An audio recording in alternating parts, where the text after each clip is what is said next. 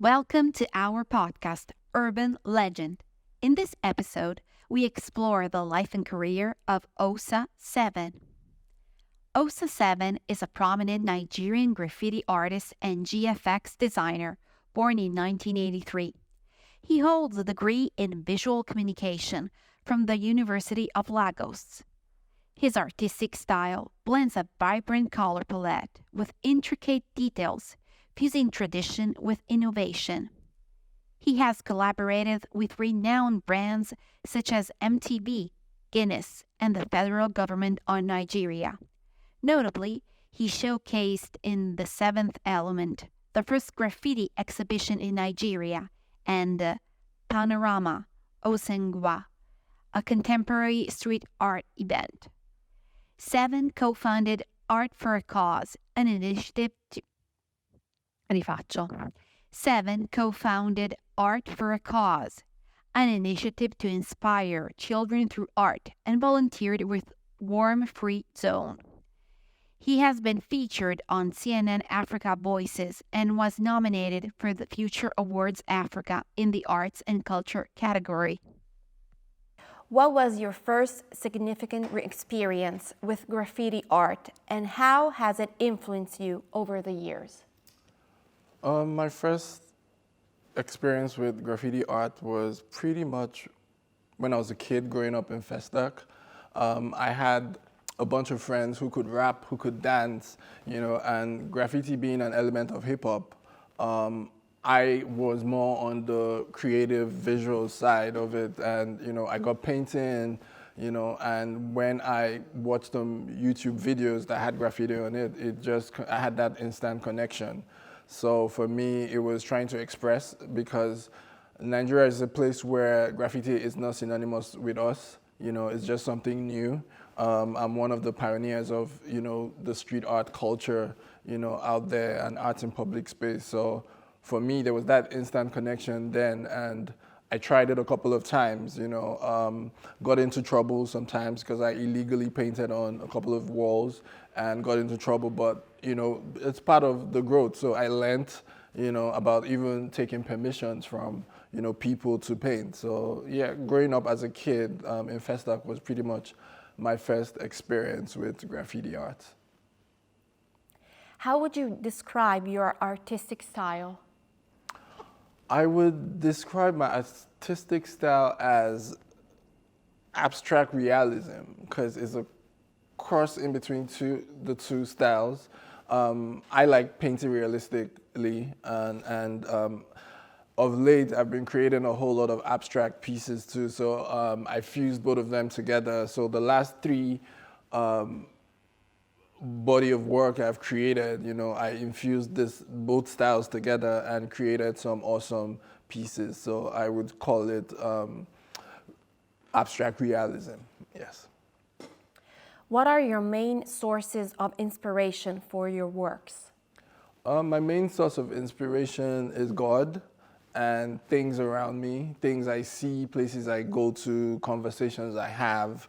That's why for me traveling is really key, in my journey, because I experience a lot of cultures and arts in different regions in the world. Last year I was in Brazil for about 3-4 months and experienced the rich Brazilian art culture there. So, which I came back to Lagos, and it inspired me to create a lot. So yes, God, travel, things around me really inspire my art. What are your biggest challenges you have faced as a graffiti artist in Nigeria, and how have you overcome these obstacles? The biggest challenge I had then, because they're no more now, was getting people to understand, and see graffiti as not just being vandalism or just painting on the wall. It could be an ecosystem of artists infused with the government, which gives the walls, to creating a market for spray paint, because nobody was buying spray paint back then, or nobody was selling. I had to import from Europe all the time. I sent stuff from London down. So getting people to accept graffiti as an art form, getting materials and getting approvals from the government to see that it's not vandalism. It could beautify the city. It could be a means to communicate messages to the public. But that all now has been solved because we're in talks with the government. I've had commissions from the government to paint, so the government has accepted graffiti and street art, as a form of expression or beautification of the city. We have been able to create a market for spray paint and just graffiti street art materials. A bunch of shops have sprung up and opened up, and now there's a market for that. So materials and approvals were the biggest issues, but that all now has passed because we've created a market for all this now. So it took a lot of determination. Yes, it took a lot of work. It took a lot of convincing. It took a lot of positioning my brand, to be able to create that value. People see the value in what we're doing, and it was pretty much, it wasn't so easy, but, it was worth it, How do you view the role of urban art and graffiti in contemporary society, and what benefits can it bring to the community? There's a whole lot of benefits from street art or art in public space. Like I said earlier, for us in Lagos, we've been able to create an ecosystem, where artists, space owners, people who sell materials, the government, everybody benefits from it, because we could build a society where art is important and it could be used even in terms of art as therapy. People go to places and they see a painting outdoor and it inspires them or it puts them in a better mood. It could be used to communicate messages, for brands and even the government. I have been commissioned to create a bunch of artworks for brands, which was graffiti inspired or using graffiti as the tool to express, and it's been successful. So I feel it has a big role to play. Also artists get employed. Artists get commissions to create artwork, so it also creates employment, for people in the space. So yes, I think graffiti street art is pretty much important to the society. Are there specific themes or messages you seek to convey through your works? Yes. For me, I like storytelling with my art, so depending on what conversations we're trying to have, but using art as a medium to storytell is what I'm specialized in currently. What deeper meaning would you like the audience to grasp from your creations? I would like people to know that you could be anything you want to be, because I have people who knew me 10, 15 years ago, and they knew I was creative, but nobody saw me being on CNN or me being commissioned by the government. So for me, it's been grace and being able to inspire a whole generation of people to be the best in what they want to be, whatever it is you want to be. Just put in that work. It doesn't come easy. It takes a bit of time. It takes a bit of hard work, but it's definitely possible if you put your mind to it. Let's talk about your involvement in the Art for a Cause project. How can art be used to inspire and bring about positive change in children's lives? Okay, so I'm a co-founder for a social enterprise called Socially Africa. Under Socially Africa, we have a project called Art for a Cause. Art for a Cause is a project where we go to public schools, because we found out that these public schools, nobody really takes care of the schools, or we see their walls dilapidated, unpainted. So we figured out that we could inspire these kids to want to come to school and learn every day if we make their environment more exciting and more fun.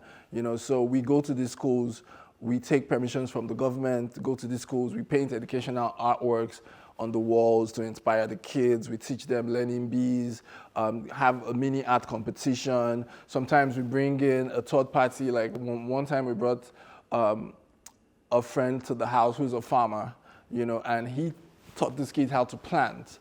So we just try to inspire them and make their learning space, more comfortable and more fun. We have a part of the artwork where we use their hands to create a tree with leaves. Their palms are the leaves, which always inspires them. So that has been included in most of the schools we've done because it's actually a very good way to engage the kids, and they're really excited knowing that they've been part of the whole process, in creating these artworks. And I mean, from schools we've done about 14 schools in Lagos, one in Sri Lanka, and it's been amazing because we go back to the schools and we see how excited the kids are when they want to come to school. So again, Socially Africa is a platform to inspire people to give, not only financially, but even your time, because, giving your time to these kids or whatever project we're doing, sometimes it's even more than money because some of them just need the love. They just need people to have conversations with them. So for us, it's a core part of our business. For me, it's a core part of the Osa Seven brand. So most times I get a project, there's always money put aside to pay into school. That's my own way of giving back to the society and making it a better place. You've had the opportunity to collaborate with major international brands.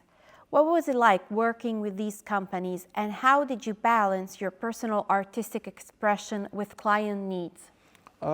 It's not been an easy road trying to balance personal art and commissions, but I mean, I've been able to try to balance it. It's been exciting, especially from the region I'm from, seeing all these major brands, having big projects with these brands. For me, it's just an affirmation that, hard work pays, or putting in your all can get you to a level. Because I remember clearly there was this particular brand, and I was speaking with the marketing head who I asked if I could have my artwork on that product, and he said, no, it can't come from him. It has to come from the headquarters, which is somewhere in Europe, and 4 or 5 years later, they called me from the headquarters, they put me on a jet, they fly me there, they fly me to Paris, and I'm creating art for this brand. So it's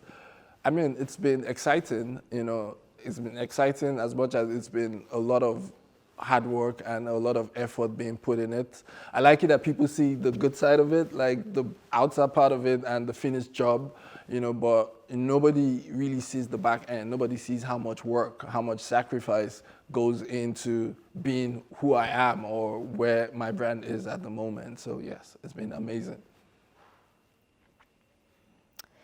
Have you had experiences collaborating with other graffiti or urban artists? How was this experience, and what did you learn from them? Yes, I have had collaborations with other graffiti street artists. I've had collaborations with artists in Brazil. I've had collaborations with an artist who flew in from London to Lagos. I've had collaborations with artists in Paris, even in Lagos, like artists in Lagos too. For me, it's an exchange program. So it's a win-win for both artists if there's that synergy, between them. I'm someone who learns every day. I like learning. I like learning new things, new styles, new techniques, new mediums to work on. I've even been in a situation where people say, you really don't have a style. You're here, you're there, but I like experiencing and experimenting with different forms or mediums of art. Working with other artists enables this to happen, because when I see something another artist does or another way of doing stuff, is really exciting, so I love collaborations. I think co-collaboration is pretty much the future. I think more artists should collaborate together and create masterpieces instead of just creating silos and doing things all by yourself, yeah. What are your favorite locations or the most memorable walls where you've made graffiti? Is there a particular context or environment you find particularly inspiring for your work? I love Lagos. I love where I'm from. It's a vibrant, energetic city. So for me, I would say Lagos is where I have like I have a piece called the Eco Tag, which I created in 2017 in Lagos. I just redid another, like a version 2 of it earlier this year. So I think that's my favorite place because the energy in the city, you know, and it's on the busiest road in Lagos. So it makes it like over 150 people see that artwork every day. So it's pretty much my favorite piece. Yeah. You had the chance to work on a piece from the Honiro Art Gallery project, 50 Hip Hop. Can you tell us about the piece you created and the meaning behind it? For me, the collaboration with Honiro was, I would say, amazing and God sent, because earlier in the year, I had it in mind that I really wanted to create something for hip hop at 50, you know. So when I got a call and a message from Honiro, it was like, this is it, you know. And for me, the expression of it was expressing the 5 elements of hip hop and be an individual with an headphones listening, you know, to music, which is the core of hip hop, you know. And it had the elements of hip hop around the 5 elements of hip hop, which is b-boying, MCing, DJing, graffiti, and knowledge. So I put those elements, you know, and put signs like chemical signs in it to make it look like, you know, just around it. So yeah, for me, it was just pretty much inspiring to create something from my heart, you know, and something I looked forward to creating. And, you know, Honiro brought that platform to even make it internationally. So yes, I really was certain that this was meant to happen. Like this collaboration with Honiro was actually meant and God sent to happen. How do you integrate technology and digital into your creative process? Have you ever experimented with digital art or other digital forms of expression? Yes, I have created work digitally. So most times I sketch on an iPad, you know, before I paint on the wall, you know, so that is digital. But for me, the future is combining art and tech or digital together. And I did that. I tried it the first time with 3D mapping. So I painted an artwork and I 3D mapped the artwork, put a projector and made it, added animation to the artwork at night. You know, that worked only at night because I needed a projector to project on the artwork and create animations around it. But this year with the EcoTag project I mentioned earlier, I made it AR, so it's AR active. So you could scan a QR code on the artwork during the day and it comes to life. You know, so we made an animation, you know, with 3D Max on the back end. So when you scan this artwork on the road, you know, you scan the QR code, you see the motion immediately on your screen. You know, so yes, that for me that's the future of art or art in public space and technology fused together, because it could be a still artwork, but there could still be digital motion or animation on the artwork. You've had the opportunity to showcase your work in various international contexts.